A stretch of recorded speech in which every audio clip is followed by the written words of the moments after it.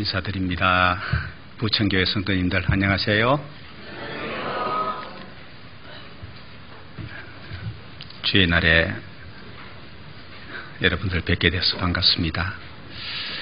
제가 작년까지는 춘천교회에서 사역을 했는데요. 금년에 전라남도 여수에 가서 사역을 지금 하고 있습니다. 아마 관광차 갔다 오신 분들이 계시지 않을까 싶은데 환경적으로는 참 아름다운 도시이더라고요. 그래서 많은 외지인들이 주말이 되면은 여행을 많이 오는 그런 지역인데 복음 전하는 것은 또 만만치가 않는 그런 부분도 있고 여러 가지 영적 전투에서 성도들이 연합을 해야 되고 온 힘을 다해야지만 하나님의 나라가 승리할 수 있겠다는 생각을 또 해보게 됩니다. 부천에는 아마 10년 정도 되지 않았나 싶으네요. 제가 다녀간 지가 정확하지는 않습니다만은 하여간 아주 오랜만에 방문을 하게 되었습니다. 짧은 시간이지만은 주님 말씀 안에서 귀한 교제가 되기를 바라겠습니다. 하나님께 기도 잠깐 드리겠습니다. 우리에게 하나님의 참 사랑을 나타내시고 우리 영혼을 구원해 주셔서 영광스러운 하나님 나라에 들어갈 수 있도록 복스러운 소망을 주셔서 감사합니다. 하나님의 자녀의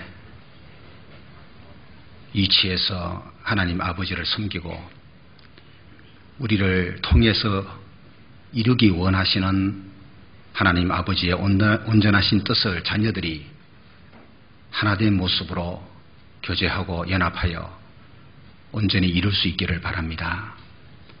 이 땅에 잠깐 사는 이 시간들이 무의미하게 흘러가지 아니하고 하나님의 온전하신 뜻을 이루고 주의 영광을 위하여 보내는 날들이 되기를 바랍니다.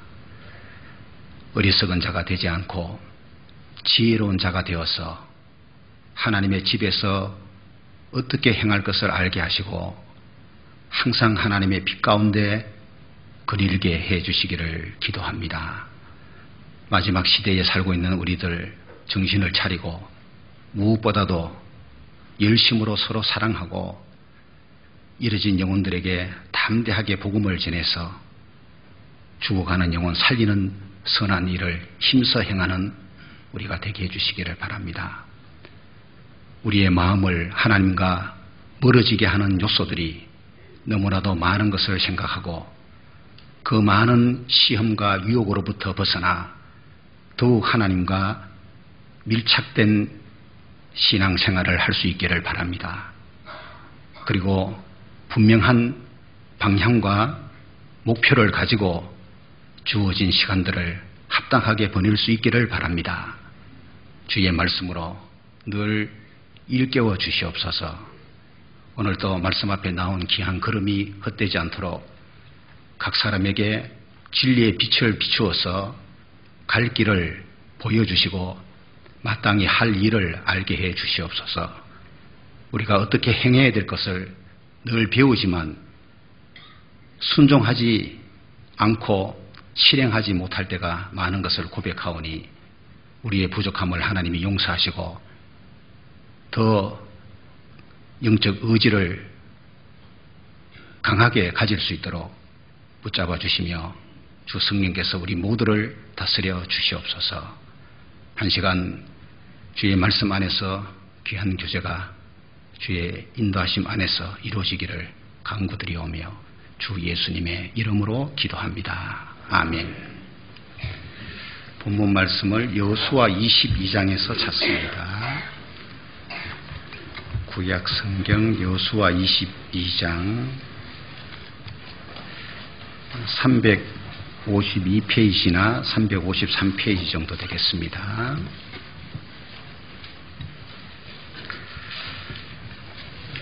여호수아 22장 1절부터 6절까지를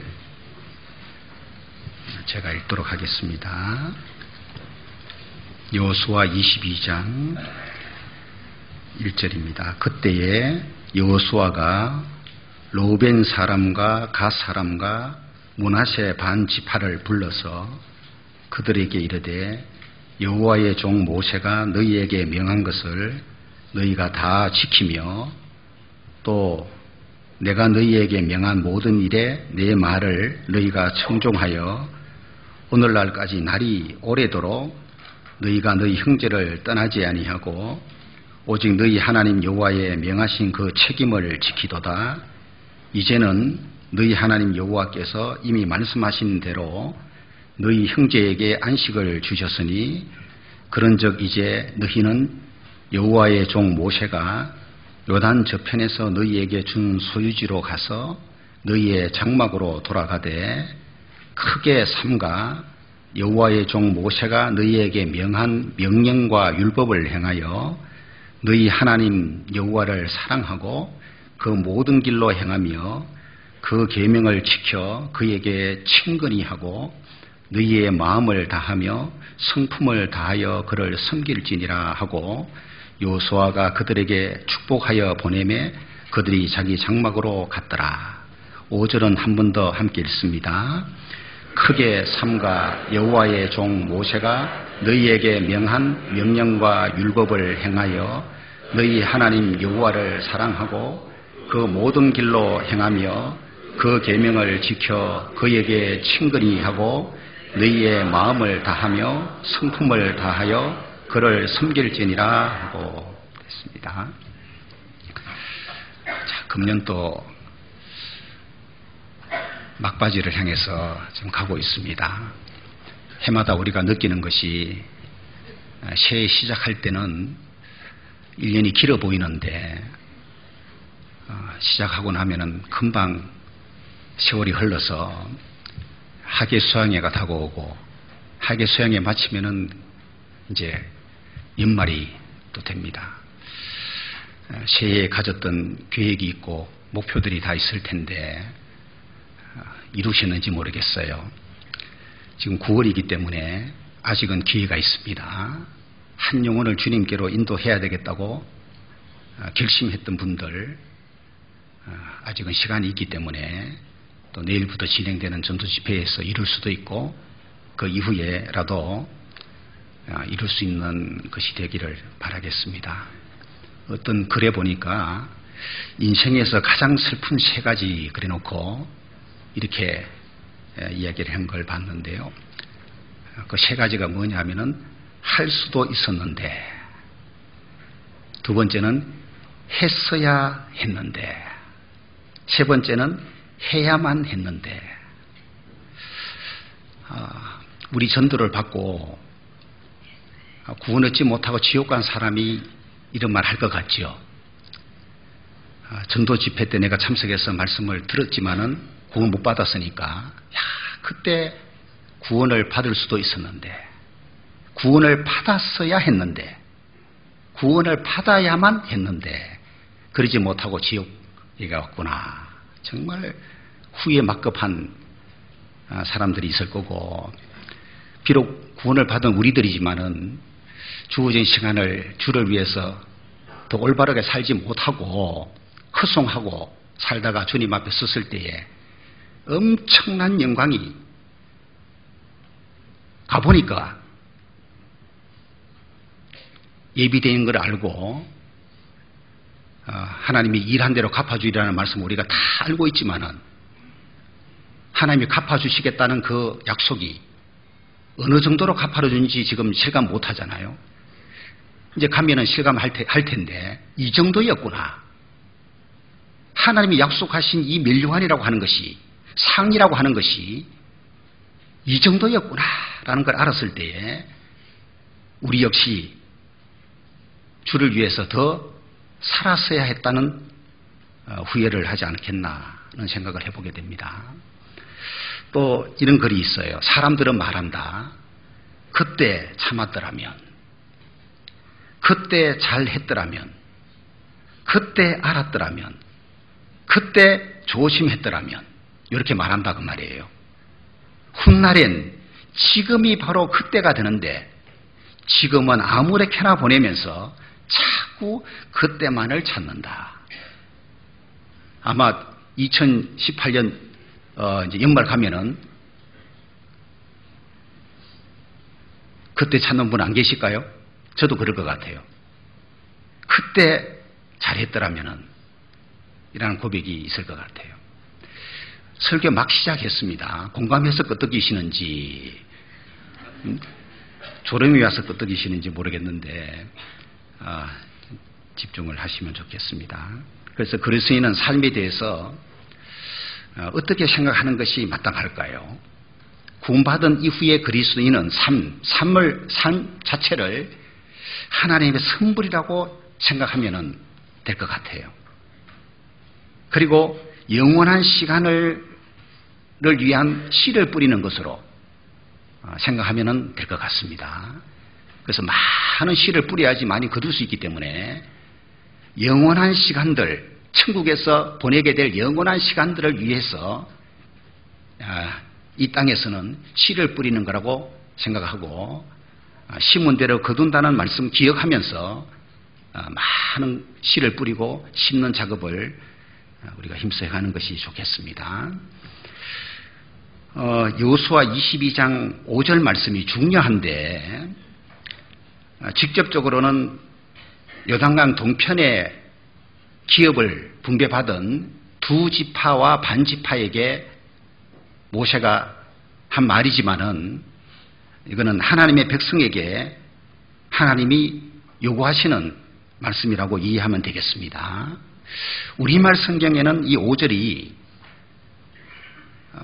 이렇게 명확하게 좀 와닿질 않아요. 무슨 뜻인지를 알긴 알겠는데 좀 덜 명확합니다. 그래서 이제 이런 경우에는 다른 번역본을 참조하는 것이 필요할 때가 있어요. 그래서 제가 이제 원어를 참조하거나 영역본을 참조하거나 이렇게 좀 더 명확하게 의미를 이해하기 위해서 성경 연구하거나 공부하는 걸 즐겨하는 편인데 이 5절 말씀도 영역본을 참조해 보면은 훨씬 더 명확해집니다. 이게 뭘 말하는지. 그래서 보여드리면은 여호수아 22장 5절이 크게 삼가하라고 되어 있는데 크게 삼가하라는 말은 직역을 하면은 오직 너희는 다음의 것들을 행하기 위하여 대단히 주의해라 이런 뜻이에요. 화면을 보여주셔야 되는데요. 네. 이해를 돕기 위해서 제가 좀 슬라이드 자료를 만들었으니까 이걸 보시면서 설명을 드리도록 하겠습니다. 그래서 크게 삼가하라는 얘기는 대단히 주의하라는 얘기인데 뒤에 영역본에 보면은 to가 나오고 5개, 6개 동사가 나와요. to는 무엇을 하기 위하여 그런 뜻이거든요. 막연하게 대단히 주의하는 게 아니고 크게 삼가하는 것이 아니고 6개의 이 동사를 이야기하면서 이것을 행하기 위해서 대단히 주의하라고 말하고 있는 거예요. 그럼 6개 동사가 뭐냐 하면은 하나님 말씀을 실행하기 위해서 그런 뜻이에요. 그리고 하나님을 사랑하기 위해서 내 길을 걷는 것이 아니고 하나님의 모든 길을 걷기 위해서 하나님과 동행하기 위해서 그리고 하나님 말씀에 계명에 순종하기 위해서 하나님에게 친근히 하기 위해서 또 하나님을 온 마음 다해서 섬기기 위해서 대단히 주의해라 이런 뜻이 되는 거예요. 그 영역권을 보니까 더 명확해지죠. 우리가 구원받은 이후 하나님 백성으로서 이 땅에 사는 동안에 하나님 앞에 가는 그 시간까지 대단히 주의해야 되는데 바로 이 6가지를 행하기 위해서 대단히 주의해야 돼요. 6가지가 다 중요합니다. 이 중에 5번째 보면은 친밀한 내용이 나오는데 우리말 성경에는 하나님에게 친근히 하라고 표현했는데 이 말씀을 좀 더 중점적으로 드려보려고 합니다. 요 친근히 하라는 말씀이 원어에는 다바크로 나오는데 그래서 오늘 설교 제목을 다바크와 디오코 신앙으로 정했는데 다바크는 히브리어이고 디오코는 헬라어입니다. 그래서 두 단어를 중심으로 말씀을 드려볼 텐데, 히브리어 다바크는 어떤 뜻이 있냐면은 바삭 달라붙다, 바삭 매달린 채 따라가다, 함께 붙여서 떨어지지 않게 하다, 그리고 떨어지지 않기 위하여 단단히 달라붙다, 이런 뜻을 갖고 있는 단어예요. 다바크가 아주 중요한 단어거든요. 하나님에게 친근히 하라는 말씀할 때에 다바크를 사용한 거예요. 이걸 보면은 하나님 백성이 어느 정도로 하나님을 가까이 해야 되는지를 알 수가 있는 단어라 그 말이에요. 바싹 달라붙는, 바짝 달라붙는, 바삭이나 바짝이나 같은 거예요. 제가 이제 바삭이라고 했더니만 어떤 분이 제 설교를 듣고 바짝이 정확한 거 아니냐고 묻더라고요. 그래서 제가 사전 찾아봤더니 바삭도 맞아요. 네, 바삭이나 바짝이나 틀리지 않습니다. 같아요. 그러니까 혼용해 쓰면 되는데, 다바크는 떨어지지 않고 완전 붙어있는 걸 의미할 때에 사용하는 단어라고 보시면 돼요. 이 다바크가 히브리어니까 구약 성경에 나오겠죠? 구약 성경에 50회 이상이 나옵니다. 제일 첫 번째 어디에 나오느냐 하면은 남자가 그 부모를 떠나 그 아내와 연합하여 한 몸을 이룰지로다라고 할 때에 연합하라는 그 말씀이 다바크예요. 그런데 하나님이 남자와 여자를 짝지어 주시는 분인데, 남편과 아내, 부부가 어느 정도로 가까이 하기를 원하는지를 다바크라는 단어를 통해서 알 수가 있는 거예요. 정말 남편과 아내는 한 몸을 이루어야 되는데 떨어지지 않고 붙어야 되는 거예요. 그러니까 이 쉽게 이혼하는 이 세대는 하나님 볼 때 악한 거예요. 붙어야 된다니까요. 다바크로. 그리고 화면 보시면은 이제 디오코는 헬라어인데, 디오코는 무슨 뜻이냐면은 급히 가다, 빨리 달려가다, 그리고 정해진 목표를 향해서 그것을 잡으려고 달려가다, 열심히 추적하며 달려가다, 이런 기본 의미를 갖고 있는 단어예요. 디오코도. 이것이 신약 성경에 45회 이상이 나옵니다. 적게 나오는 게 아니에요. 사도 바울도 즐겨 사용하는 단어이고, 자기 신앙 고백할 때도 사용했고, 디모데에게 권면할 때도 이 단어를 사용을 하고 있는데, 일종의 다바크가 좀 관계적인 의미를 갖고 있다면은 디오코는 목표와 연관이 있는 단어라고 할 수 있어요. 그래서 그리스도인이 신앙생활을 잘한다는 얘기는 하나님과 또 하나님 말씀과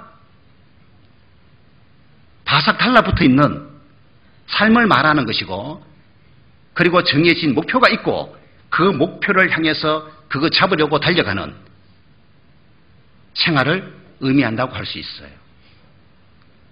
그래서 이 두 가지를 중심으로 해서 좀 말씀을 드려볼 텐데요. 그 엄마를 아주 좋아하는 애기 있죠. 대부분 애기들은 엄마 다 좋아하지만은 특별히 엄마하고 안 떨어지는 시기가 또 있죠. 아버지한테는 잘 안 가고 엄마한테만 매달리는 애기들이 있는데, 그때 사용하는 용어가 뭐예요?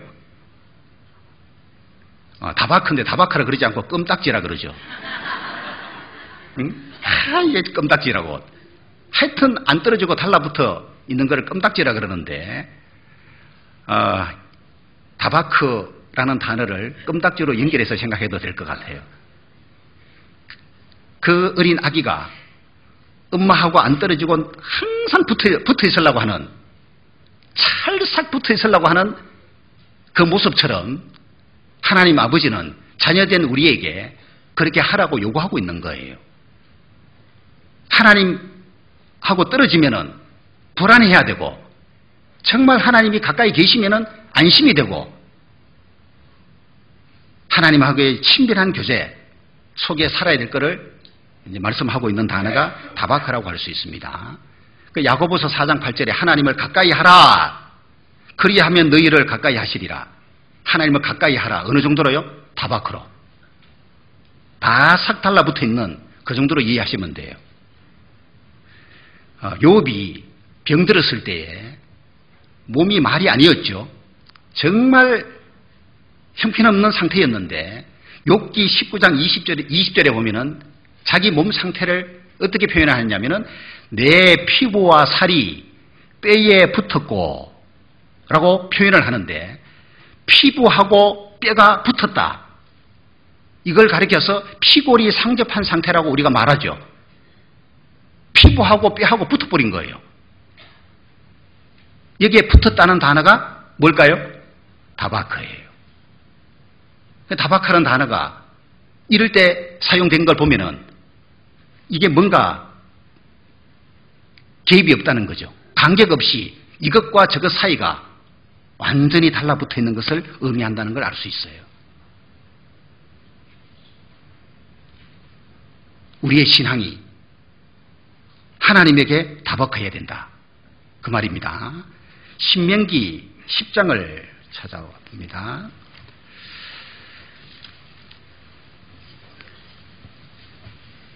모세가 고별 설교하는 내용이 신명기인데 죽음을 앞둔 모세가 이스라엘 백성들을 생각하면서 정말 건면해야 될 메시지가 있었겠죠. 그 내용을 보면은 20절에 보시면은 신명기 10장 20절에 내 하나님 여호와를 경외하여 그를 섬기며 그에게 친근히 하고 그 이름으로 맹세하라. 이스라엘 백성에게 하나님을 경외하는 걸 경외하고 섬기라고 말하면서 하나님에게 친근히 하라고, 요 친근히 하다가 다바크예요. 바싹 달라붙어라 그 말이에요. 그리고 11장 22절에 보시면은 너희가 만일 내가 너희에게 명하는 이 모든 명령을 잘 지켜 행하여 너희 하나님 여호와를 사랑하고 그 모든 도를 행하여 그에게 부종하면 여호와께서 그 모든 나라 백성을 너희 앞에서 다 쫓아내실 것이라. 하나님에게 부종하면, 부종하다는 단어가 나왔죠. 이게 역시 다바크예요. 근데 부종은 종자가 따르다는 의미이기 때문에 하나님을 따르는 삶을 살아야 되는데 바싹 매달린 채 따라가는 의미로 이해하시면 돼요. 그리고 철저하게 하나님에게 달라붙는 것하고 하나님께 매달린 채 하나님을 따라가는 그것을 모세가 이스라엘 백성에게 지금 건면하고 있는 것이라고 보시면 된다고요. 이렇게 하면은 모든 것들은 형통할 수가 있는 겁니다. 예레미야 13장을 찾습니다. 예레미야 13장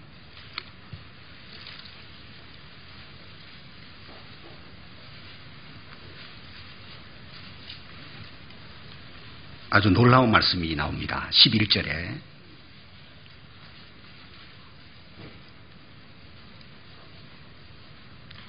보시면은 나 여호와가 말하노라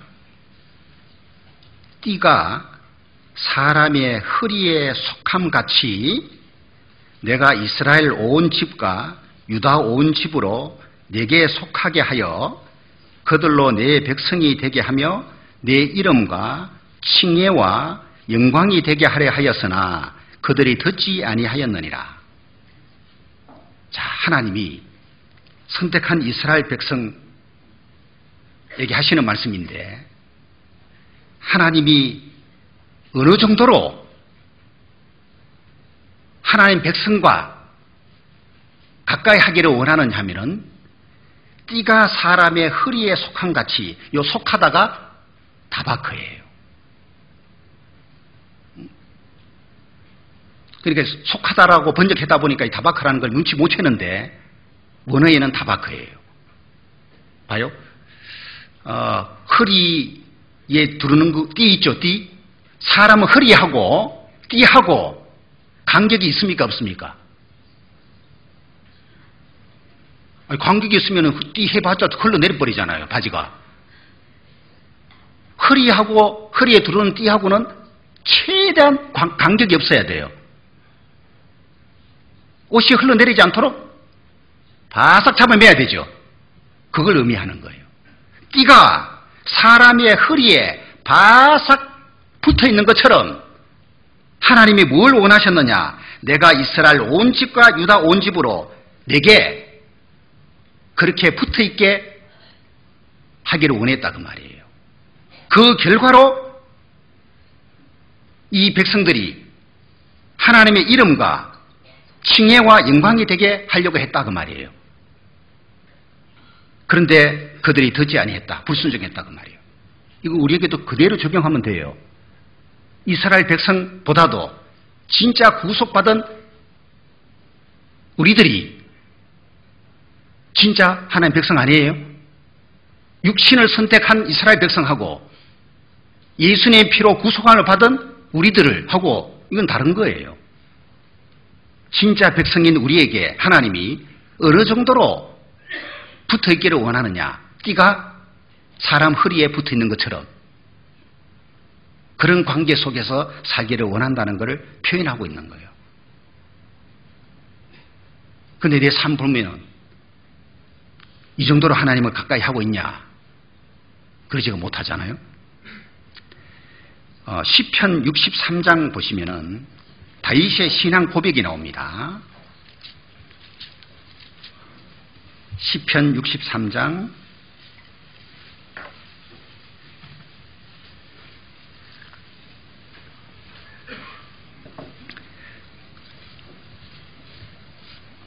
8절을 보시면은 나의 영혼이 주를 가까이 따르니 주의 오른손이 나를 붙드시거니와. 다윗이 한 얘기죠. 나의 영혼이 주를 가까이 따르니, 요 따르다가 다바크예요. 정말 다윗은 다바크 신앙으로 살았던 사람 맞죠? 하나님과 바싹 달라붙어 있는 삶을 살았던 사람인데 놀라운 거는 지금 다윗이 처한 환경을 보시라 그 말이에요. 이 시 배경이 유다 광야에 있을 때 쓴 거예요. 자기 아들 압살롬의 반역으로 예루살렘에서 쫓겨나서 맨발로 쫓겨나서 유다 광야까지 피신한 상태에 쓴 시예요. 얼마나 지금 비참한 상황입니까? 이런 상황에 처해 있는 다윗이 여전히 고백하기를 나의 영혼이 주를 가까이 따르니. 그러니까 왕궁에 있을 때나 이런 유다 광야에 있을 때나 어떤 환경이든 어떤 상황이든 상관치 않고 다바크로 생활한다고 하는 거, 이게 참 신앙이거든요. 하나님이 역사하시는 방식을 보면은 좋은 것만 가지고 일하시질 않아요. 나쁜 것도 하나님은 얼마든지 사용해서 일하시는 걸 알 수 있는데 좋은 것을 통해서 일하실 때는 다바크 생활하다가 나쁜 것을 통해서 일하실 때는 그러질 못한다. 그러면 참 신앙이라고 할 수 없어요. 대부분 우리는 본성의 영향을 많이 받는 존재이기 때문에 웬만해서 신앙이 내 마음을 지배하지 않는다면 환경에 좌지우지 되는 경우들이 많습니다. 그래서 이 다바크 신앙을 온전하게 이루어간다고 하는 것은 쉬운 일은 아니에요. 정말 어렵고 힘든 상황이 내게 주어질지라도 다윗처럼 나의 영혼이 주를 가까이 따르는 것이 필요하다는 거예요. 시편 119장을 보시면은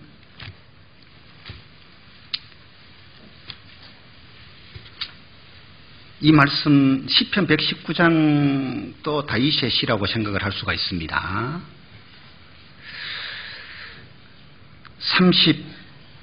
31절을 보시면은 내가 주의 증거에 밀접하여 사오니 여호와여 나로 수치를 당케 마소서. 자, 하나님에게 친근히 하는 것뿐만 아니고 여기는 주의 증거에 밀접하여 사오니, 밀접하다가 다바크예요. 주의 증거는 말씀이죠. 하나님 말씀과도 떨어지지 않고 단단히 붙어있는 그걸 고백하는데 얼마나 말씀을 가까이 하는 생활을 하는지를 알 수가 있는 거예요. 하나님에게도 가까이 해야 될 뿐 아니라 말씀하고도 다바크로 생활하는 것이 필요한데, 이렇게 되면은 사고 자체가 성경적 사고로 사로잡히는 사람이 될 수 있어요. 의외로 그렇지 못한 경우 많습니다. 구원받은 지 이렇게 오래돼도 사고가 성경하고 이렇게 동떨어진 경우들이 있는데, 하나님 말씀하고의 관계도 다바크로 이제 이루어지는 것이 필요하고, 룻기를 한번 보겠습니다. 룻기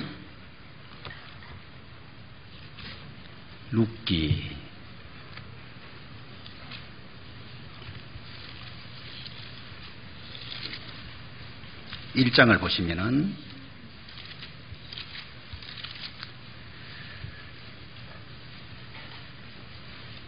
룻기 1장 14절에 보면은 너오미의 두 며느리 룻하고 오르바하고 명확한 차이가 여기 나옵니다. 처음에는 두 며느리 다 시어머니를 따르려고 했거든요. 오르바도 진심이었습니다, 그거. 그런데 결국에는 따르는 거 포기하고 룻만 따라갔잖아요. 그 차이가 어디에 있냐 하면은 14절에 나온 거예요.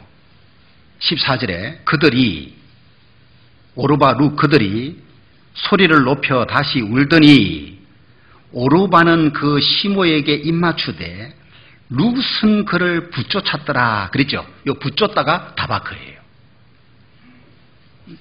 시어머니를 따라가고자 하는 마음은 둘 다 있었고 진심이었지만 왜 하나는 포기했는데 하나는 끝까지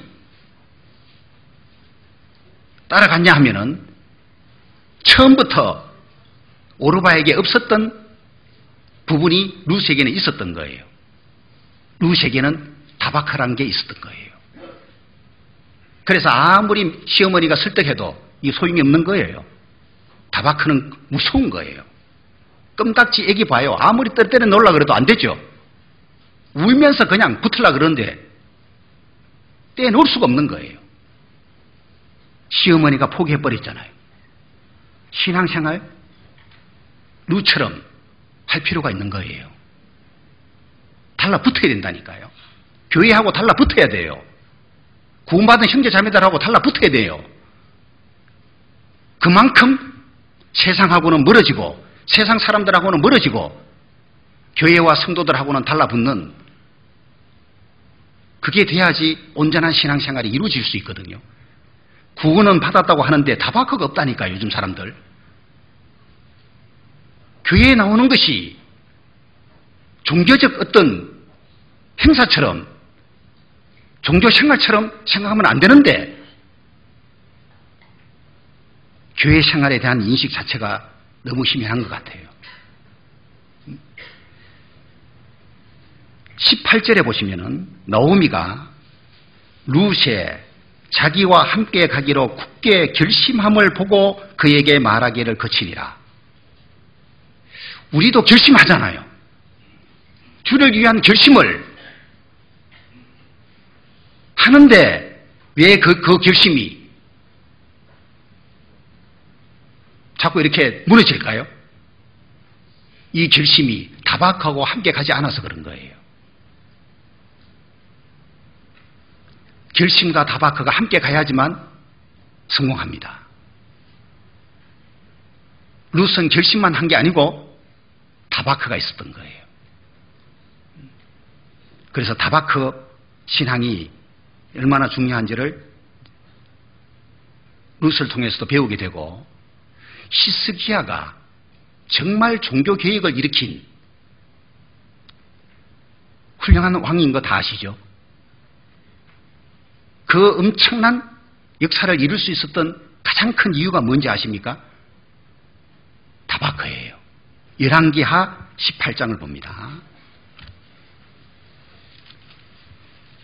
열왕기하 18장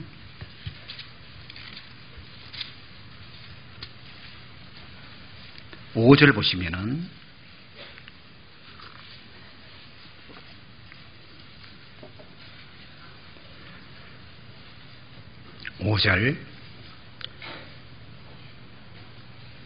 (5절에서) 7절까지 함께 읽습니다. 히스기야가 이스라엘 하나님 여호와를 의지하였는데 그의 전후 유다 여러 왕 중에 그러한 자가 없었으니 곧 저가 여호와께 연합하여 떠나지 아니하고 여호와께서 모세에게 명하신 계명을 지켰더라. 여호와께서 저와 함께 하시매 저가 어디로 가든지 형통하였더라. 됐습니다. 5절에 의지라는 단어 보이죠? 저는 동그라미 쳐놨습니다. 6절에 연합이라는 단어 보이죠? 동그라미 칠 필요가 있습니다. 7절에 형통이라는 단어 보이죠? 역시 동그라미를 쳐보세요. 그럼 핵심 단어가 눈에 딱 들어옵니다. 의지, 연합, 형통이라는 단어가 딱 들어오는 거예요. 히스기야가 어디로 가든지 형통할 수 있었던 것은 하나님이 함께 하셨기 때문인데 하나님이 무조건 아무에게나 함께 하시느냐? 그렇지는 않잖아요. 왜 히스기야에게 하나님이 함께 하셔서 어디로 가든지 히스기야가 하고자 하는 모든 일이 형통하게끔 하셨냐? 불통이 아니고 형통 말이에요. 만사 불통하는 경우는 이거 이상한 거예요. 그리스도인에게 형통이 상당히 바람직한 거예요. 히스기야에게 주어진 형통은 5절에는 하나님을 의지한 것, 신뢰를 말합니다. 히스기야가 전적으로 하나님을 신뢰하는 마음 가지고 기댄 거예요. 하나님께. 이게 있어야 되고 그 다음에는 6절에 나오죠. 여호와께 연합하여 떠나지 아니했다. 연합하다. 다바크예요.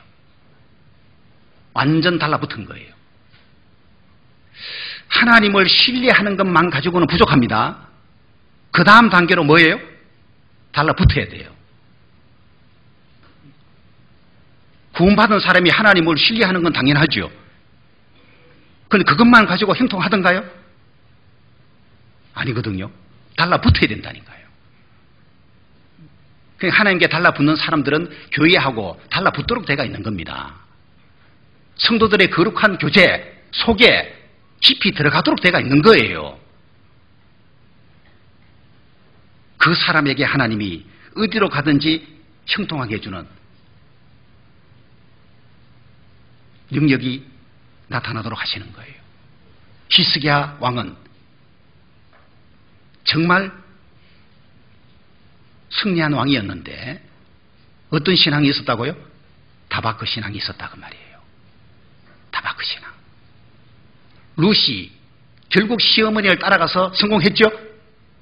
다윗의 정조모가 되는 엄청난 영광의 자리에 앉았죠. 뭐 때문에요? 다바크 때문에 그런 거예요.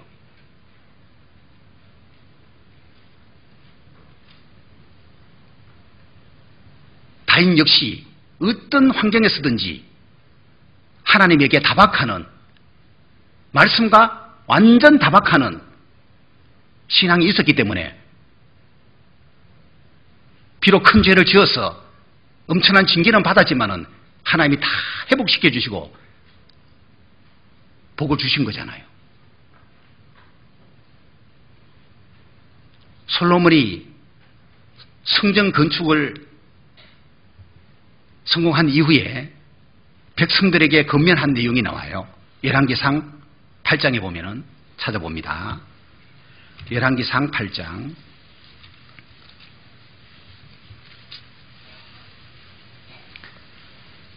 뭘 건면했냐 하면은 8장 61절입니다.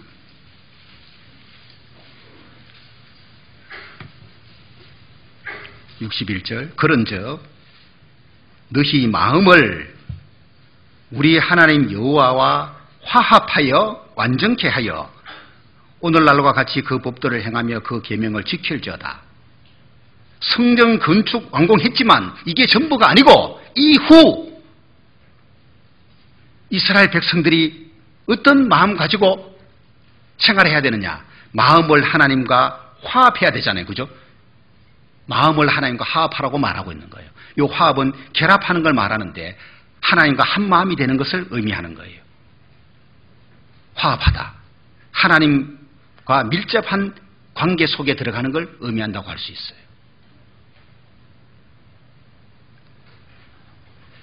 그리고 시편 25장을 봅니다. 시편 25장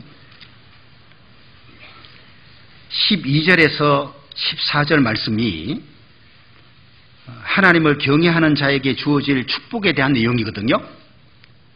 하나님을 경외하는 자에게 하나님이 어떤 복을 주실 거다 라는 내용인데 12절에 보시면은 여호와를 경외하는 자 누구뇨? 그 택할 길을 저에게 가르치시리로다. 하나님을 경외하는 자에게 주시는 첫 번째 복이 택할 길을 가르쳐 주신다. 요 가르치다는 말이 손가락으로 신호하다는 뜻을 갖고 있는 단어예요. 원어가. 그럼 손가락으로 신호할 정도면 어느 정도로 가르쳐 주는지 아시겠죠? 택할 길을 어느 길로 택해야 되는지 손가락으로 하나님이 신호해서 가르칠 정도로 희미한 게 아니고 자세하고 명확하게 가르칠 걸 말하는 거예요. 누구에게요? 하나님을 경외하는 자에게. 이렇게 되면 격교를 갈 일 없겠죠. 선택하는 데 있어서 큰 어려움 없겠죠. 방황할 일도 없고. 그리고 14절에 보시면은 여호와의 친밀함이 경외하는 자에게 있으며 그 언약을 저희에게 보이시리로다. 여기 또 하나님을 경외하는 자에게 주어질 축복이 나왔죠. 친밀함이 주어질 걸 말하는 거예요. 하나님을 경외하는 자에게 하나님이 친밀하게 대해줄 거다. 여기에 친밀하다는 단어가 소드라고 하는 단어인데 여기에요 대화를 하는 것을 의미하는 단어이고 명사로는 의논, 협의, 조언 이런 뜻을 갖고 있는 단어래요. 그러니까 하나님을 경외하는 자에게 하나님이 뭘 하시느냐 하면은 친밀하게 대해주는데 요거는 대화가 들어가야 되는 거예요. 하나님을 경외하는 사람에게 하나님이 뭘 해주느냐? 은밀하게 조언해주는 일이 있을 거다 그 말이에요. 요거요 희한합니다. 동일한 시간에 똑같은 내용으로 지금 설교 듣고 계시죠? 정말 하나님을 경외하는 자 계시고 그렇지 못한 자들이 있어요. 구원받았다고 다 하나님을 경외하는 자는 아니에요. 하나님을 경외하는 자는 특별히 설교 들으면은 들리는 것이 있어요. 세미한 하나님의 음성이 들린다니까요. 그렇지 못한 사람이 듣지 못하는 세미한 하나님의 음성이 들려요. 지금 환상을 말하는 거 아닙니다. 마음의 귀에 그게 들린다 그 말이에요. 육신의 귀에 들린다는 말이 아니고 오해하지 마세요. 은밀한 하나님의 조언이라고 하는 것이 딱 들리는 거예요. 그걸 통해서 하나님은 지도해 주는 겁니다. 내 갈 길을 지도해 주고 내게 하나님이 말씀하시는 거예요. 그걸 들을 수 있는 귀가 필요한데 그러기 위해서는 내가 하나님을 경외하는 자가 돼야 된다.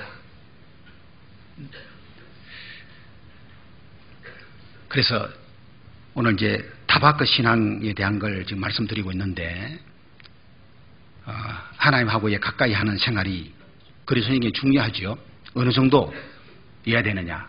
바싹 달라붙는 그 친밀한 관계 속에 들어가서 하나님하고 교제하고 신앙생활 하는 것이 필요하다는 걸 기억하시길 바라고. 자, 두 번째는 디오코 신앙인데, 디오코 따라해 보세요. 디오코. 이거 헬라어입니다. 신약 성경에 45회 정도 나오는데 기본 의미는 빨리 달려가다 라고 할 수 있는데 이 단어가 사도 바울이 직접 자기 신앙을 고백할 때 사용을 했는데 빌립보서 3장을 찾습니다. 빌립보서 3장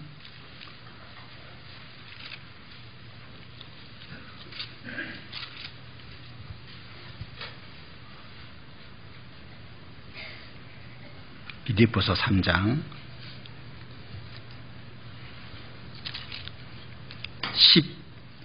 12절을 보시면은 내가 이미 얻었다 함도 아니요 온전히 이루었다 함도 아니라 오직 내가 그리스도 예수께 잡힌 바 된 그것을 잡으려고 쫓아가노라.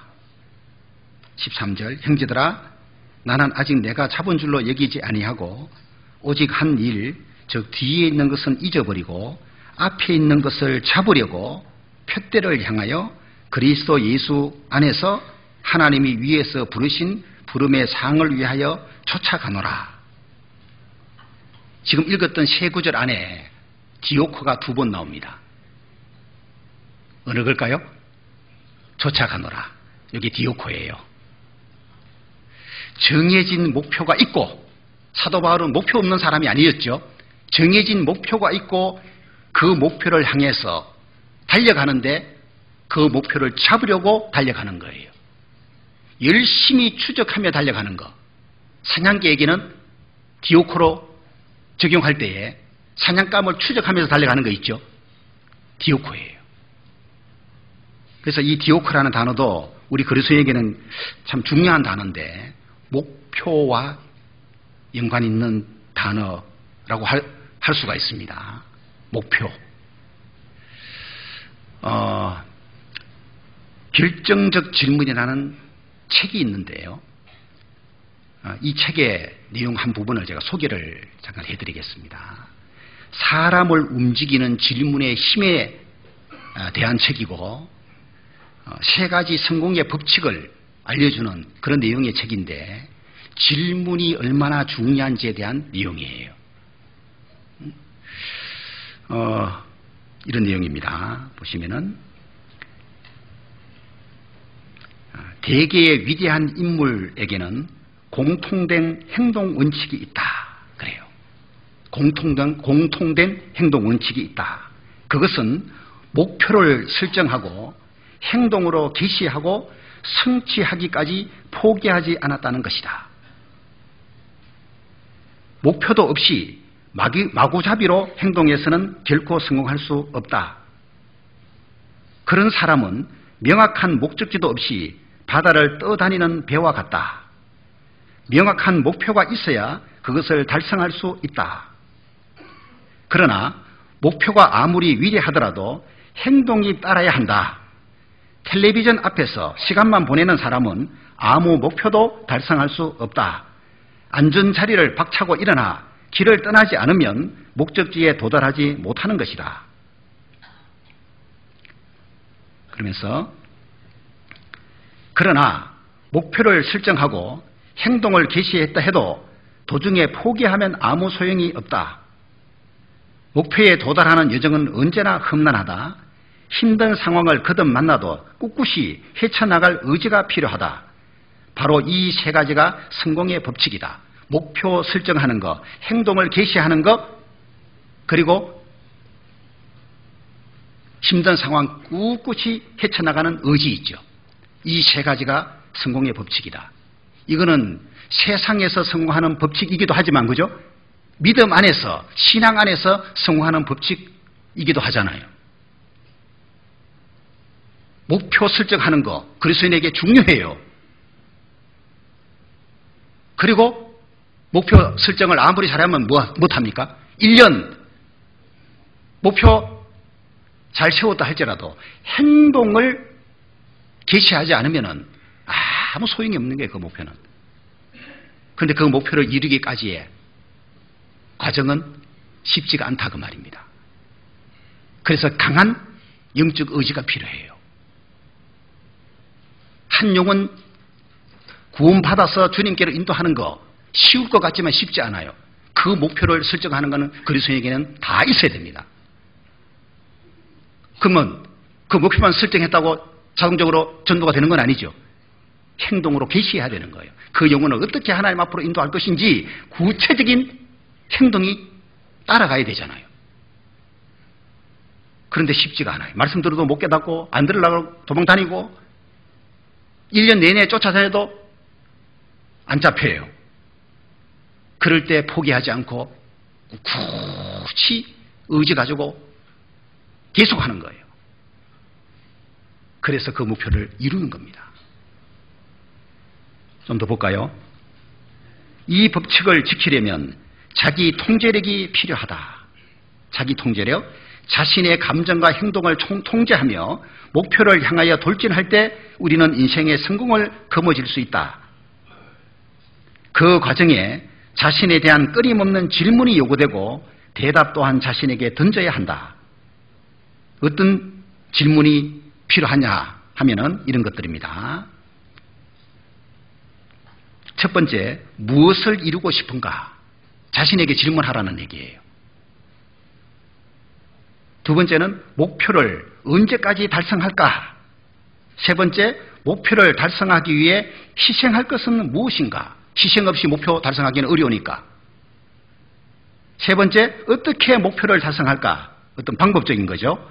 어떻게 해야 이 문제가 해결될까? 목표 달성하는 과정 속에 생기는 문제들이 있을 거니까 이거 어떻게 해결할 거냐? 여섯 번째는 어떻게 해야 더 잘 될까? 이런 질문을 자신에게 해보라는 거예요. 이 질문들은 가장 중요한 질문임에도 불구하고 거의 하지 않는 것들이다. 자신을 향한 결정적 질문을 던지고 확고하게 대답하고 열정적으로 그 대답을 실행해야 한다 라고 말하고 있어요. 그래서 제목이 이제 결정적 질문인데 이게 상당히 우리 그리스도인에게도 일리가 있다 싶어서 이건 보여드렸고, 여러분 나토라는 병이 있는 거 알아요? 나토가 북대서양 조약 기구라는 뜻인데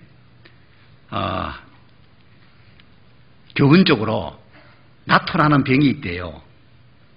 나토, not action, talking only. 행동은 옮기지 않고 입으로만 떠드는 병이래요. 나토라는 병. 이 병 걸린 병이 빨리 고쳐야 됩니다. 예?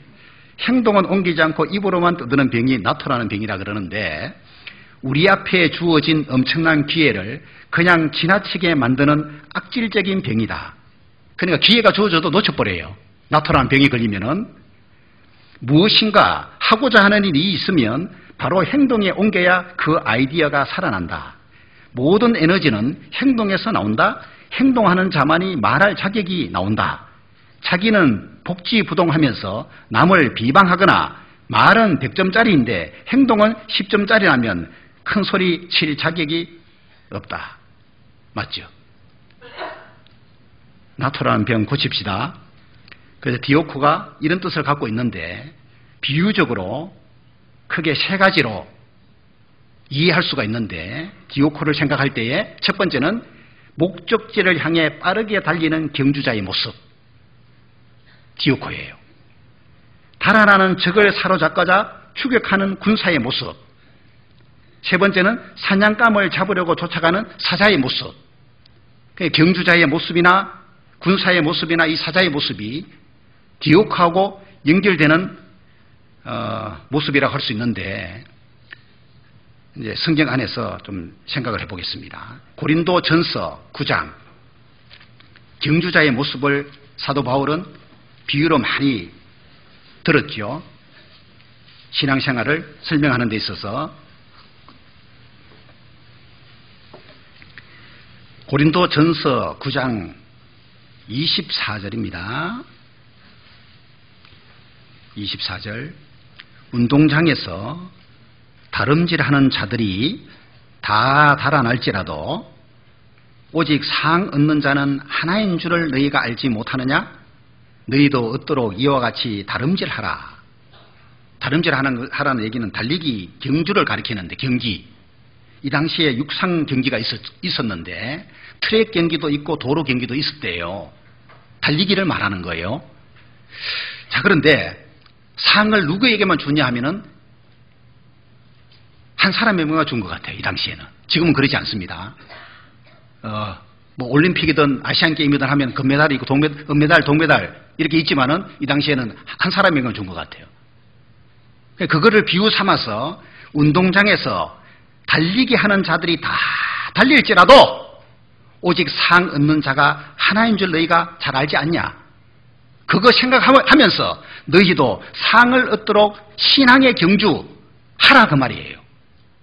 한 사람에게만 주어지는 그 상 이야기하면서 너희도 얻도록 다름질해라. 신앙의 경주자인 우리들이 상을 얻기 위해서 다름질하라고 말하고 있는 거예요.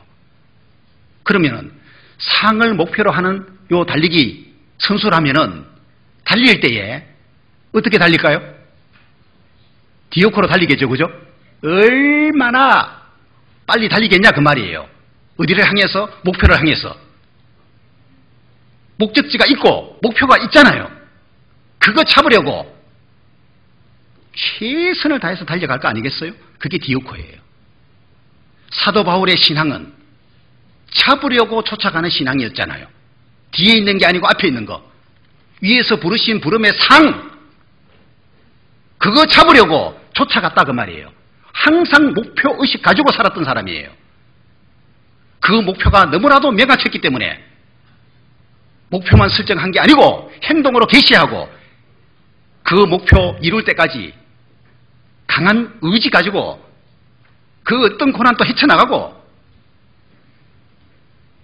심지어 은혜의 복음 전가하는 일을 위해서 자기 목숨 생명조차도 아끼지 않고 복음 전도의 사명을 이루던 사람이잖아요. 디오코를 생각할 때에 경주자의 모습을 떠올리기 바랍니다. 목적지를 향해 빠르게 달리는 경주자의 모습. 우리 신앙생활 이렇게 하라고 성경은 말씀하고 있는 거예요. 천국에서 받게 될 상 이거 생각하고 그거 잡으려고 디오코 하라 그 말입니다. 그리고 구약 성경에는 많은 전쟁이 기록되어 있는데 사사시대에 이거 한번 보시죠. 드보라와 바락이 연합해서 가나안 왕 야빈과 전쟁한 내용 사사기 4장에 나오죠. 여기도 디오코를 볼 수가 있습니다. 달아나는 적을 사로잡으려고 추격하는 군사의 모습이 디오코인데 도망가는 적 그냥 내버려 두면 그건 디오코가 아니에요. 4장 15절을 보시면은 366페이지 4장 15절 여호와께서 바락의 앞에서 시스라와 그 모든 병거와 그 온 군대를 칼날로 쳐서 패하게 하심에 시스라가 병거에서 내려 도보로 도망했죠. 시스라가 가나안 왕의 군대 장관이잖아요. 16절 바락이 그 병거들과 군대를 추격했죠. 이방 하로셋에 이르니 시스라의 온 군대가 다 칼에 엎드러졌고 남은 자가 없었더라. 시스라가 도보로 도망하여 이래 돼 있죠. 그러니까 도망가는 적을 추격하는 거 이게 디오코예요. 이게 영적 전쟁에 또 적용해보면 교훈이 될 거예요. 달아난 적이 우리가 전도할 대상으로 생각해보면 되겠죠. 끝까지 추격해서 사로잡아야지 된다 그거죠. 사사기 4장 23절 이와 같이 이 날에 하나님이 가나안 왕 야빈을 이스라엘 자손 앞에 패하게 하신지라 이스라엘 자손의 손이 가나안 왕 야빈을 점점 더 이겨서 마침내 가나안 왕 야빈을 진멸하였더라. 24절 표현을 잘 보셔요. 가나안 왕 야빈을 진멸하기까지의 과정이 쉽지 않았다는 걸 알 수 있는 거예요. 뭔가 맹렬했고 혹독했다는 걸 알 수 있는데 점점 더 이겨서 마침내 진멸하였더라. 점점 더 이기는 과정 거쳐서 마침내 진멸했다. 진멸하기까지 점점 더 이기는 과정이 있었다는 걸 알 수 있는데 이게 필요한 거예요. 그래서 전도할 때도 자, 전도 집회 때 전참을 하면 제일 좋은데 그러지 못하고 뭐 하루나 이틀밖에 안 들었어요. 그죠? 마음이 없어서 그럴 수도 있고 상황이 안 돼서 그럴 수 있고 자, 이런 분들 진멸하기까지 뭘 잘 해야 되느냐? 계속 하는 게 중요한데 어쨌든 전도 집회에 인도를 해가지고 말씀을 듣게 했다면 점점 더 이기는 그 속에 들어가는 것은 맞다고 볼 수 있어요. 한 번으로 우리가 뭔가 이렇게 진멸을 하려고 하다 보니 실망하는 일이 생기는 것이지 진멸하기까지 온전히 말씀 깨닫고 구원받기까지 점점 더 이기는 과정을 생각해 보셔요. 그래서 전도 집회 때마다 하루라도 들으면은 좋은 결과 안 생기겠어요? 이번 집회 때는 월요일 들었는데 다음 집회 때는 화요일 듣고 그렇게라도 해보라 그 말이에요. 안 듣는 것보다는 안 들으면 그 사람 진멸할 수는 없는 거예요. 구원받기는 못하는 거예요. 중요한 거는 내가 포기하지 않고 끝까지 한다는 게 중요한 거예요. 이게 가능하려면 디오코 신앙으로 우리가 무장돼야 됩니다. 디오코 정신으로 전도하셔야 돼요. 지금 결코 만만치가 않습니다. 전도. 마지막 시대여서. 대부분 사람들이 관심 없잖아요. 이런 사람에게 쉽게 도망가도록 내버려 둬버리면 전도 못하는 거예요. 디오코 정신으로 무장해야 됩니다. 우리 전도하려면. 사사기 8장을 보시면은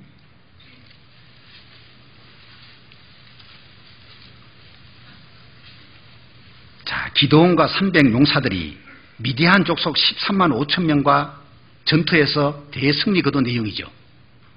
이거 디오코 정신으로 무장 안 됐으면 불가능한 거예요. 보세요. 8장에 보시면은 4절에 기드온과 그 조천자 300명이 요단에 이르러 건너고 비록 피곤하나 따르며 그랬죠. 이게 뭐냐면은 10절에 보시면은 이때에 셰바와 살문나가 갈루골이 있는데 동방 사람의 모든 군대 중에 칼 든 자 12만 명이 죽었고 13만 5천 명 중에 12만 명은 이미 죽었고 그 남은 1만 5천 명 가량은 그들을 쫓아 거기 있더라. 셰바와 살문나 미디안 족속의 두 왕 셰바와 살문나가 살아남은 1만 5천 명과 함께 요단강을 건너가 버린 거예요. 저를 보세요. 자, 13만 5천 명 중에 12만 명을 물리쳤습니다. 이것만으로도 큰 승리 맞죠? 그런데 이것으로 만족 못하는 거예요. 디오코 정신은 진멸을 해야지만 만족되는 거예요. 셰바와 살문나가 1만 5천 명과 함께 요단강을 건너가 버린 거예요. 이들을 도망가도록 내버려 둔 게 아니고 요단강을 이들 기드온과 300명이 건너가서 추격하는데 이 당시 이들이 얼마나 피곤했는지에 대한 기록이에요. 4절이. 비록 피곤하나 따르며 어느 정도 피곤했는지 여러분 계산해 보셨어요? 보통 피곤한 게 아닐 거예요. 왜? 이미 12만 명을 상대했다 그 말이에요. 300명이. 12만 나누기 300 하면은 일당 400명을 상대했다는 계산이 나와요. 산수 못하는 분도 이거는 이 정도는 되죠. 그러니까 한 사람이 400명을 물리친 거예요. 40명도 아니고. 이 미디안 군사들은 허수아비가 아니잖아요. 이들도 훈련받은 군사들인데 300명이 한 사람당 400명을 상대해서 물리쳤다. 얼마나 피곤하겠냐고요. 사람이 너무 피곤하면 쉬고 싶잖아요. 그리고 이 정도면 됐다는 생각을 하게 된단 말이에요. 더 이상 하는 것이 쉽지가 않아요. 극도로 피곤한 상태임에도 불구하고 요단강을 건너가는 거 보세요. 이게 디오코 정신이다 그 말이에요. 주를 위한 삶을 사는 가운데에 피로감이 생깁니다. 헌금에 대한 피로감도 있고 봉사에 대한 피로감도 있고 전도에 대한 피로감이 있어요. 그러나 그거 이겨내고 하나님의 나라를 위해서 끝까지 달려갈 수 있는, 추격할 수 있는 신앙, 이게 디오코 신앙이라고 할 수 있습니다. 여호수아 8장을 봅니다. 여호수아 8장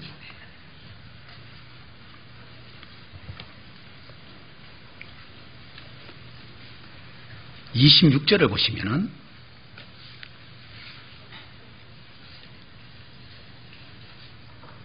자, 아이 거미를 진멸하기까지, 아이는 어린아이라는 뜻이 아닌 거 아시죠?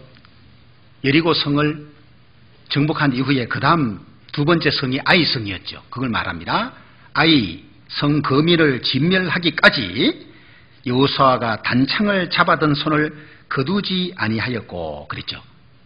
야, 이 여호수아도 디오코 신앙으로 살았던 사람인데 완전한 승리의 순간까지, 그런 뜻이에요. 단창을 계속 들고 있었다는 얘기인데 그럼 언제부터 들었을까요? 여호수아가 단창을. 18절에 나옵니다. 여호와께서 여호수아에게 이르시되 내 손에 잡은 단창을 들어 아이를 가리키라.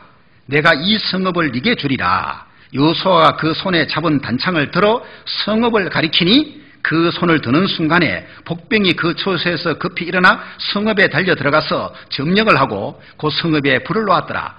여호수아가 잡고 있는 이 단창 있죠? 이걸 들어서 성을 가리킨 거예요. 이거는 신호였다 그 말이에요. 공격하라는 신호. 그 신호였기 때문에, 그죠? 신호만 보내고 손 내려도 상관없어요. 하나님 계속 들고 있으라고 한 게 아니거든요. 그런데 여호수아는 단창을 왜 계속 들고 있었을까요? 진멸하기까지, 아이 거민을 완전히 진멸하기까지 계속 들고 있었던 거예요.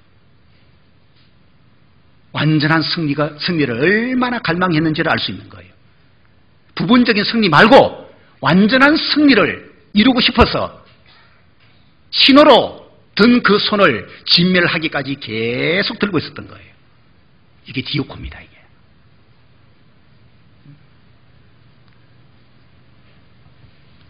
그래서 10장 28절에 보시면은 그 날에 여호수아가 막게다를 취하고 칼날로 그 성읍과 왕을 쳐서 그 성읍과 그 중에 있는 모든 사람을 진멸하여 한 사람도 남기지 아니하였으니, 한 사람도 남기지 아니했다는 표현이 이 디오코가 아니면은 불가능한 거예요. 도망가는 적이 있을 텐데 추격을 했기 때문에 가능한 거잖아요. 한 사람도 남기지 않았다는 것이. 30절 중간에도 한 사람도 남기지 아니하였으니, 33절 뒷부분에 한 사람도 남기지 아니하였더라. 37절 중간에 하나도 남기지 아니하였으니, 39절 중간에 하나도 남기지 아니하였으니, 40절 중간에 하나도 남기지 아니하고, 이런 표현들이 계속 나오는 거예요. 이 지역 가서 전투하는데 하나도 안 남기고, 저 지역 가서 전투하는데 하나도 안 남기고, 가나안 족속과의 전투에서 계속 승리하는데 이 디오코 정신으로 이제 전쟁을 치렀다는 걸 알 수가 있는 겁니다. 자, 그리고 신명기 1장, 자, 하나님이 직접 우리에게 분명한 방향과 목표를 주시는 분이라는 걸 알아야 되고요. 신명기 1장 5절 보시면은 모세가 요단 저편 모압 땅에서 이 율법 설명하기를 시작하였더라. 일러스되 우리 하나님 여호와께서 호레산 시내산에서 우리에게 말씀하여 이르시기를, 과거에 있었던 걸 회상하고 있는 거예요. 모압 땅에서. 자, 하나님이 예전에 호렙산에서 우리에게 말씀하시기를, 너희가 이 산에 거한 지 오래니, 시내산 아래에 한 1년 정도 머물러 있었죠.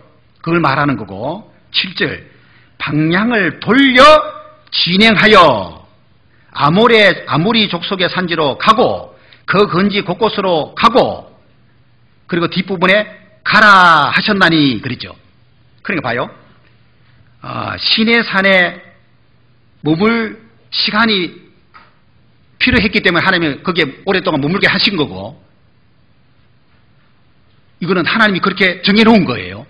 시내산에 머물러야 될 시간이 있고, 이제는 계속 거기에 머물러 있으면 안 되고 이동을 해야 되는 시점이 됐는데, 7절에 보니까 방향을 돌렸다는 표현이 나오죠.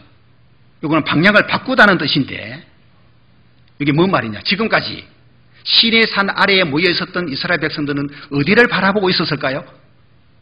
이제까지 시내산 바라보고 있었을 거 아니에요. 너희들이 이제까지 바라보던 시내산으로부터 얼굴을 돌려서 약속의 땅을 바라보고 출발하라, 이런 뜻이 되는 거예요. 방향을 돌렸다는 말이. 그러니까 시내산을 바라봐야 될 때가 있었던 거예요. 요거는 하나님이 그렇게 하신 거고, 계속 시내산만 지금 바라보고 있으면 또 안 되는 거예요. 어디를 바라봐야 되느냐? 약속의 땅을 이제는 바라봐야 돼요. 그거 보고 바라보고 출발하라 그 말이에요. 이것이 이스라엘 백성에게 바라봐야 될 방향을 하나님이 정해준 거고, 목표를 하나님이 정해준 거라고 할 수 있는 거예요. 교회를 통해서 여러분 보세요. 하나님이 교회가 나아가야 될 방향도 정해주는 게 있고, 성취해야 될 목표도 하나님이 정해주는 거 있는 거 아시죠? 이걸 성도 각자는 분명하게 아는 게 필요해요. 하나님이 모세를 통해서 방향을, 목표를 이스라엘 백성들에게 정해준 것처럼, 오늘 교회 일꾼을 통해서 하나님이 교회가 바라봐야 될 어떤 방향과 목표를 정해주는 게 있어요. 그걸 함께 바라보고 나아가는 그 신앙이 필요한 겁니다. 그게 개인의 목표가 되어야 된다 그 말이에요. 교회적인 목표가 개인의 목표로 삼아야 될 부분이 분명히 있는 거예요. 개인적인 목표가 따로 필요하지만은 교회의 목표 역시 개인 목표로 설정해야 됩니다. 그리고 그 목표를 바라보고 함께 가는 거예요. 이런 교회가 하나님 보실 때에 합당한 교회예요. 그런데 그런 사람이 있는가 하면 전혀 그러지 않은 사람이 있거든요. 바라보질 않아요. 계속 시내산만 바라보고 있으면 안 되는데, 어떤 사람은 미래를 못 바라보고 과거만 계속 바라보고 과거에 잘못한 것만 문제 사는 사람도 있더라고요. 이거는 과거 지향적 사람이라고 할 수 있어요. 미래 지향적인 삶은 과거를 계속 바라보는 게 아니에요. 앞을 바라보고 가는 거예요. 교회가 앞으로 해야 될 거, 잘못한 거 자꾸 바라보면 아무 의미가 없어요. 그거는 교훈 삼으면 되는 것이고, 앞으로 잘하는 게 중요하잖아요. 그죠? 앞으로 어떻게 할 거냐. 그 계획 세우고 목표 설정해서 함께 가는 게 필요해요. 하나님의 분명한 방향과 목표를 이들에게 줬지만은 놀랍게도 이들은 목표의식이 없었던 거예요. 이 당시에. 그걸 지적하는 내용이 26절이잖아요. 26절. 그러나 너희가 올라가기를 즐겨 아니하고 너희 하나님 여호와의 명을 거역하여 장막 중에서 원망하여 이르기를, 그랬죠. 즐겨 아니했다는 말이 원하지 않았다는 말인데, 왜 하나님이 보여주신 방향과 목표를 향해서 못 가고 원망만 하고 있냐? 장막 중에서 원망만 하고 있냐고. 자기 집 안에서 원망만 하고 있냐고요. 목표의식이 없다는 거예요, 이들이. 목표의식이 없으니까 영적 의지력도 없겠죠. 약속의 땅으로 나아가려고 하는 자발적인 모습이 전혀 없었다 그 말이에요. 적극적으로 땅을 차지하려고 하는 영적 의지가 없었다 그 말이에요. 그리고 뭘 하고 있느냐? 장막 중에서 원망을 하고 있고 불평을 하고 있는 거예요. 그러니까요, 불평과 원망이 많은 사람들은 대부분 뭐가 없느냐? 목표의식이 없는 분들이에요. 제가 목회해보니까 그렇더라니까요. 교회 안에서 교회가 세워놓은 그 목표 이루고자 하는 의식이 있는 분들은 웬만하면 원망과 불평하지 않습니다. 힘을 보태는 쪽으로 역할을 하는 거예요. 하자는 쪽으로, 할 수 있다는 쪽으로 마음을 모으고 같이 가는 거예요. 이거는 상당히 중요한 겁니다.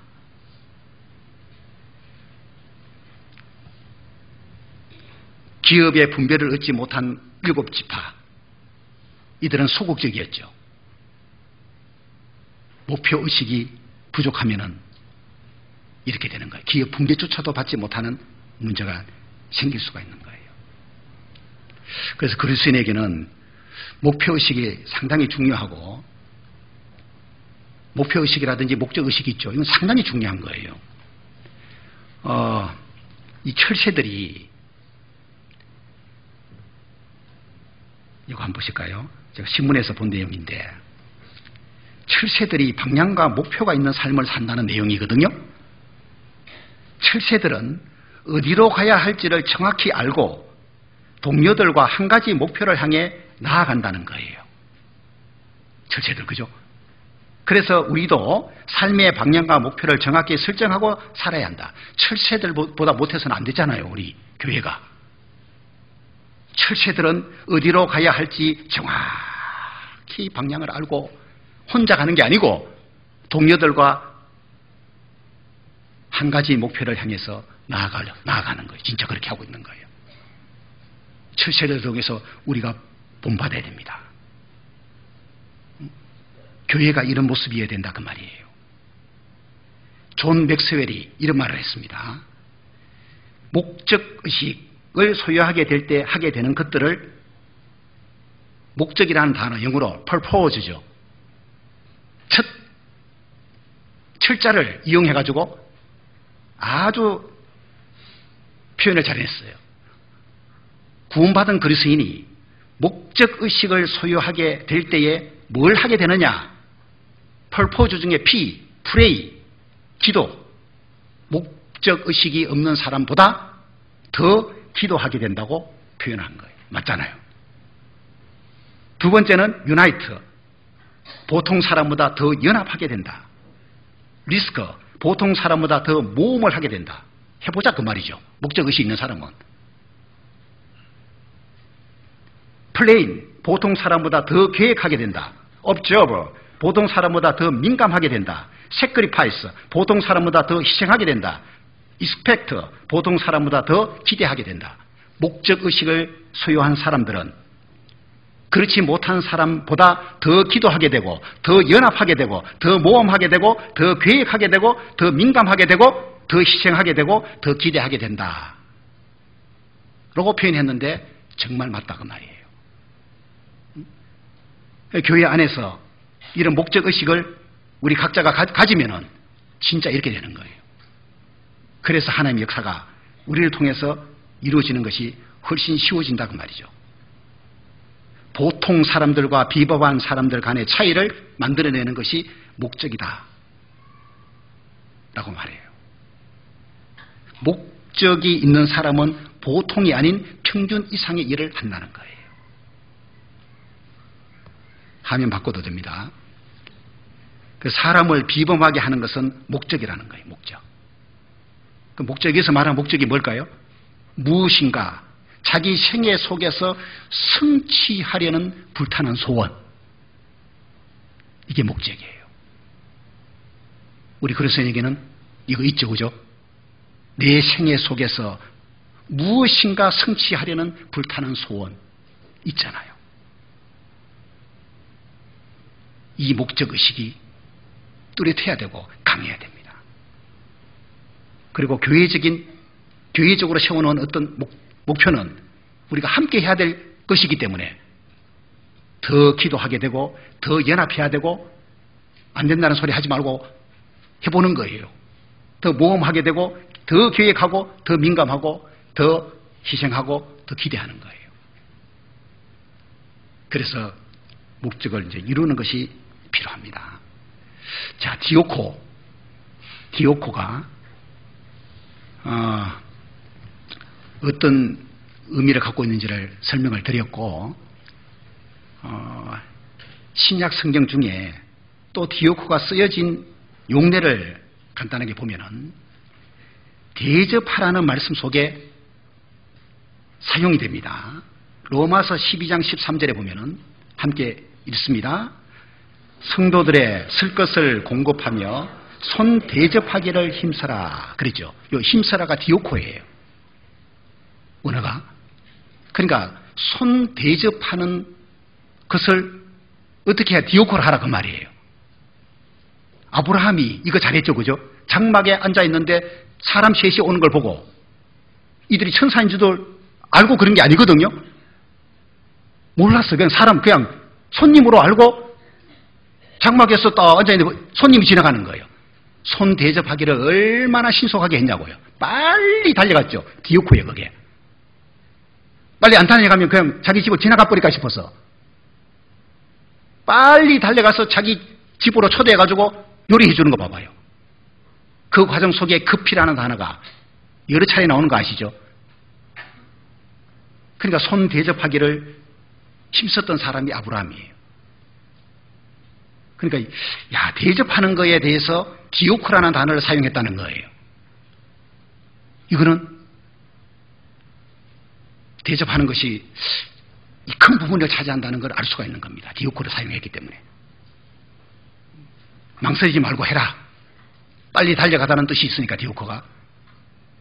이건 역시 우리가 손 대접하는 것을 목표로 삼아야 될 부분이라고도 할 수 있습니다. 내 집에 사람 초대해서 뭔가 대접하는 거 목표 속에 넣는 것이 필요해요. 그리고 화평과 연관돼서 이 단어가 또 많이 쓰여집니다. 로마서 14장 19절에 이러므로 우리가 화평의 일과 서로 덕을 세우는 일을 힘쓰나니, 여기 힘쓰다는 말도 디오코예요. 화평의 일. 베드로전서 3장 11절에 악에서 떠나 선을 행하고 화평을 구하여 이를 조처라. 조처라가 디오코예요. 화평을 조처라가 말이거든요. 그리고 히브리서 12장 14절에 모든 사람으로 더불어 화평함과 거룩함을 조처라. 조처라가 디오코예요. 화평함을 조처라. 그러니까 성경에서 이게 화평을 아주 중요하게 말씀하고 있는데 화평을 이루는 것을 목표로 삼아야 돼요. 우리 그리스도인에게는. 화평 깨뜨리는 거 이거 진짜 삼가해야 돼요.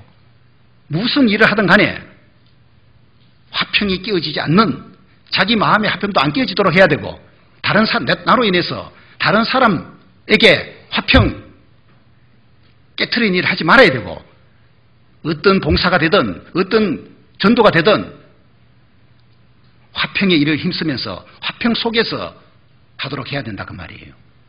이게 디오코라는 단어하고 함께 쓰여졌다는 걸 기억하시기 바랍니다. 고린도서 14장 1절에는 사랑을 따라 구하라 그랬죠. 구하라가 디오코예요. 은사 사용할 때도 사랑을 따라서 해라. 고린도 교회가 그거 못했잖아요. 그래서 사랑을 강조하고 있는 그런 내용이고, 그 다음에 데살로니가전서 5장 15절에는 선을 조처라 그랬는데 이 조처라가 디오코예요. 선 행하는 것도 얼마나 중요한지를 강조하는 내용이고, 자 이제 정리합니다. 바울이 디모데에게 보낸 서신 속에 조처며 조처라 그랬죠. 다 디오코예요. 디모데가 무엇을 추구하며 살아야 될지, 무엇을 힘써야 될지를 바울이 일러주고 있는 내용인데, 이 두 구절 안에 중복되어서 나오는 단어가 의와 믿음과 사랑 세 개고, 중복 빼고 합치면은 둘, 넷, 여섯, 7개죠. 7개의 단어를 언급하면서 디오코라는 단어를 사용하고 있는 거예요. 디오코가 목표에 연관이 있다고 생각할 때 우리 그리스도인이 목표 삼아야 될 내용이라고 할 수 있어요. 의, 믿음, 사랑, 경건, 인내, 온유, 화평. 7개죠.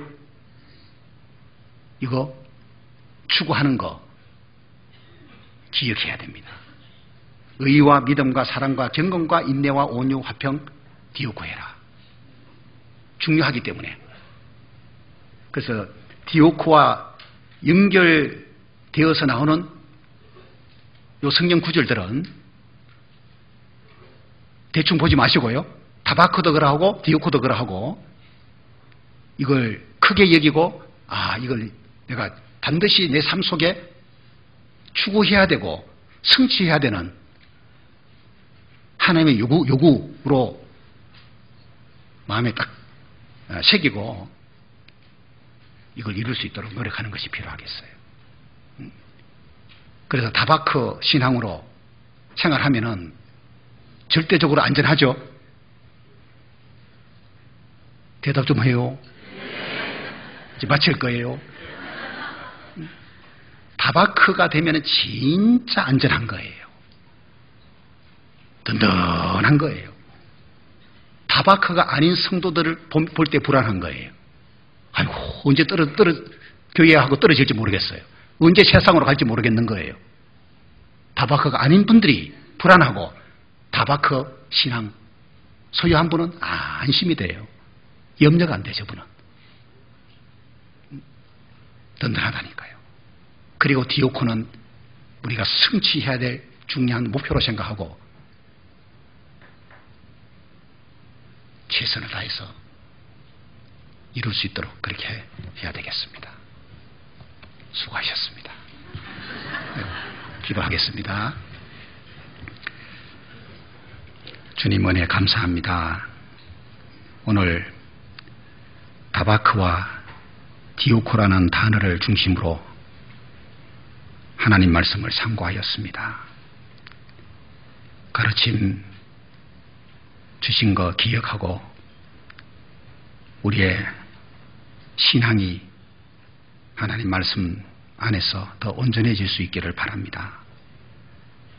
내일부터 진행되는 한 주간의 전도 집회를 하나님 손에 맡깁니다. 그동안의 성도들이 합심하여 준비해 온 집회입니다.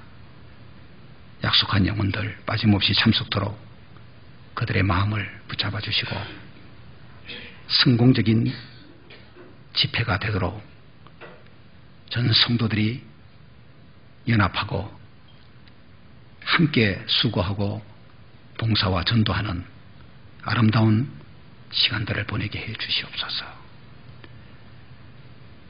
이후의 시간들도 주님께 의지합니다. 우리 모두를 은혜와 진리로 인도하여 주시옵소서. 주 예수님의 이름으로 기도합니다. 아멘. 찬송가 512장을 부르겠습니다.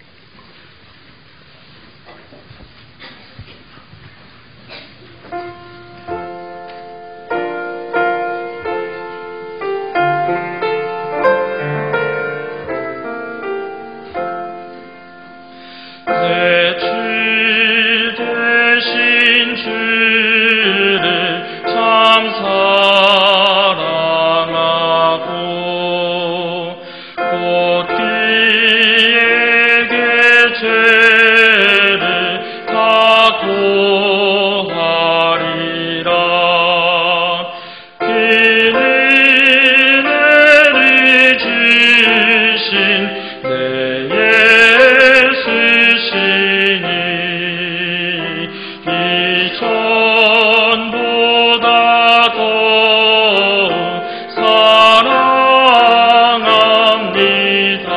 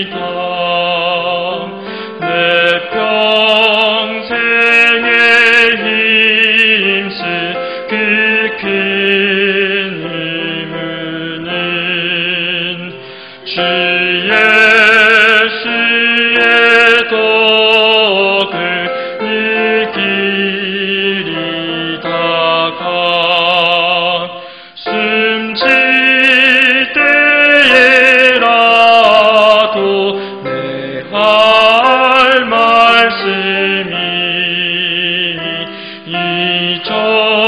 이전보다 더욱 사랑합니다. 큰 영광의 구주 날